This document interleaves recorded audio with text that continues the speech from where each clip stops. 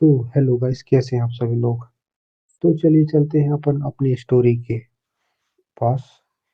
Episode 72, flower guard. यह उड़ने वाला कोई और नहीं बल्कि लियू चिंग्यू था। किंग हैंग ने जैसे ही उस सुंदर महिला को देखा जो अचानक उसके सामने प्रकट हुई, उसका दिमाग पूरी तरह से खाली हो गया। ये क्या, एक फर्स्ट हेवन रियलम विशेषज्ञ को केवल हाथ हिलाने पर दूर फेंक दिया। छोटी याहो अपनी भरी हुई आंखें चौड़ी कर के महिला की ओर देख रही थी और अविश्वास भरी हुई थी। और जो काले कपड़ों वाले लोग लियू चिंग्यू की रक्षा में खड़े थे, वे भी स्तब्ध होकर पत्थर बन गए थे। लियू चिंग्यू ने अपनी भीतर उठती हुई आश्चर्य की लहर को अनदेखा किया और धीरे धीरे खड़ा हुआ। उसका दृश्य उस सुंदर महिला पर डर से भरी थी। एक आउटर कोर्ट एल्डर से कुछ वार करने में सक्षम हूँ, और अब यहाँ न केवल प्रतिक्रिया देना असंभव है, मैं यह तक नहीं देख पा रहा कि उसने हमला कैसे किया। क्या यह स्पिट रियलम का विशेषज्ञ है? विचार आते ही लियू चिंग्यू का शरीर कांपने लगा। सुंदर महिला ने लियू चिंग्यू की ओर ठंडी नजर डालते हुए चांद की ओर देखा और धीरे से कहा, मैं केवल शांतिपूर्ण जीवन जीना चाहती हूँ, केवल शांतिपूर्ण जीवन। उसकी आवाज में स्पष्ट असहायता झलक रही थी। ठीक इसी समय वीर और मांझी पहुंच गए। उन्होंने आसपास की स्थिति देख कर क्षण भर के लिए स्तब्ध रह गए, लेकिन वीर जल्द ही अपने को संभाल लेता है। उसने अपनी कलाई घुमाई, तलवार प्रकट हुई। वह काले कपड़ों वाले व्यक्ति वाले लोगों से निपटने के लिए तैयार हो गया, लेकिन तभी सुंदर महिला ने कहा, ये उन्हें जाने दो। वीर थोड़े अनुत्सुक थे, लेकिन अपनी माँ के खिलाफ जाने की हिम्मत नहीं थी। उन्होंने गहरी सांस ली और तलवार वापस रखी और महिला के पास चले गए। उनके आदेश सुनकर लियू चिंग्यू और काले कपड़े वाले लोग झटके से होश में आए और डर के कारण वहीं रुके नहीं रहे। वे तुरंत पलटे और कुछ छलांगों में अंधेरी रात में गायब हो गए। लियू चिंग्यू के दिल में डर और अवर्णनीय था।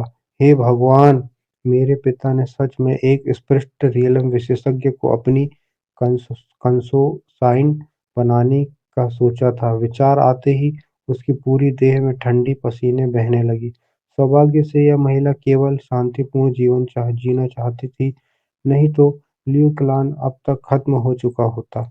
सीनियर बदर लियू, हम इसमें अब शामिल नहीं होंगे, अलविदा।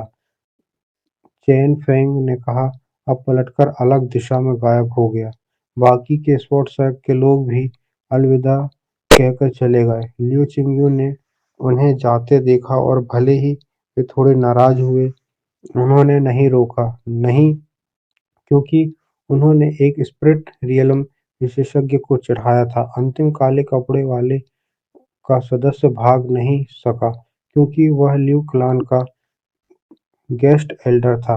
लियू चिंग्यू ने धीरे से कहा, ठीक है, वह केवल शांतिपूर्ण जीवन चाहती है। लौट जाओ और मेरे पिता को सूचित करो, वह जानेंगे तो क्या करना है। और आप यंग मास्टर, मैं स्वॉर्ड सैक लौट रहा हूँ।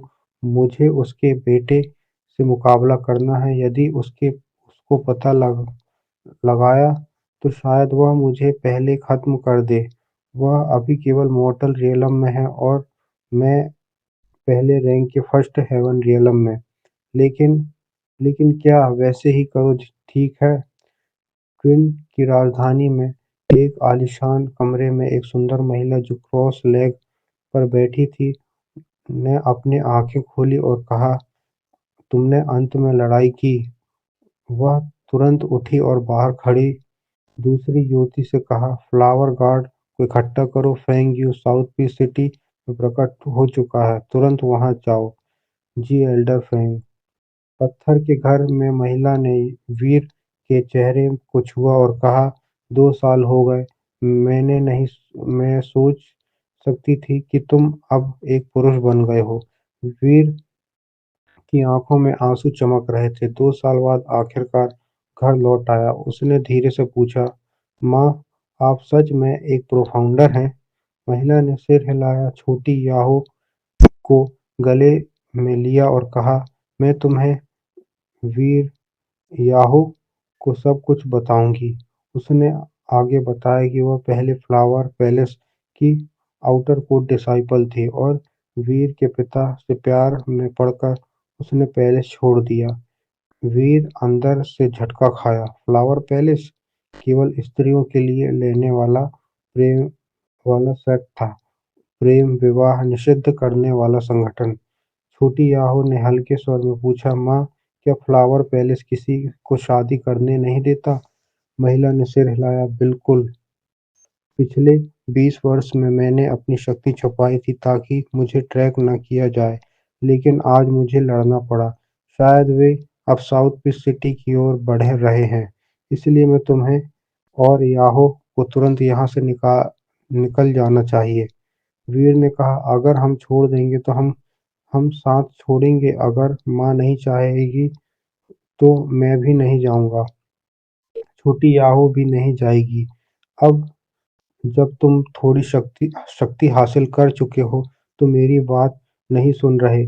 महिला थोड़ी नाराज हुई लेकिन अपने स्वर में नरम कर लिया।